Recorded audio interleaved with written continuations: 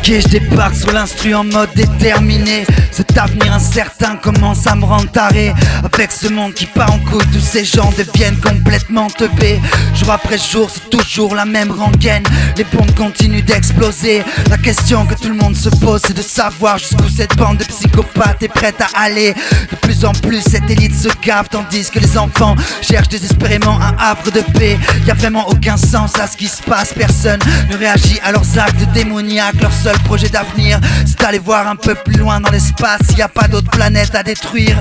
Pendant ce temps-là, dans la street, ça les arrange bien que les craquettes continuent de se défoncer à l'ammoniaque, alors que ces fils de pute organisent le business de la Colombie jusqu'en bas des blocs.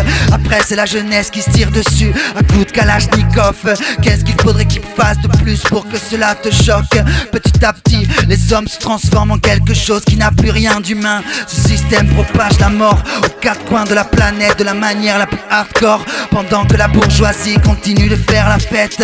Je te parle même pas de tous ces bomboclates qui se marchent dessus pour protéger leur pauvre droit de vote, incapables d'essayer de comprendre ce que pensent les autres, en espérant qu'un jour ce système pourra les sortir de leur mal-être. Il serait peut-être temps qu'on réalise qu'on a le pouvoir de tout changer. Faudrait peut-être qu'on commence le boycott de toutes leurs institutions.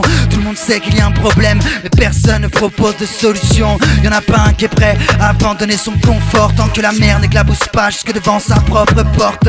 Alors on continue d'acheter des multitudes de choses qui ne servent à rien. Comme ça la matrice s'engraisse encore et encore, et ce sera pareil chaque lendemain. Si personne ne fait l'effort de comprendre comment exister sans être l'esclave d'une bande d'illuminés complètement givrés, tous possédés par le mal qu'ils ont créé, prêts à tout pour nous entraîner avec eux dans leur autodestruction. Non, ils n'ont pas d'autre option que de finir dans les flammes qu'ils ont invoquées. Pour les têtes se réveiller avant qu'il ne soit trop tard, d'apprendre à vivre au plus proche de la nature, rester connecté à l'univers et ses messages d'ouverture. À l'intérieur de cette guerre spirituelle, il n'y a pas de hasard, le bien et le mal s'affrontent depuis que les temps existent.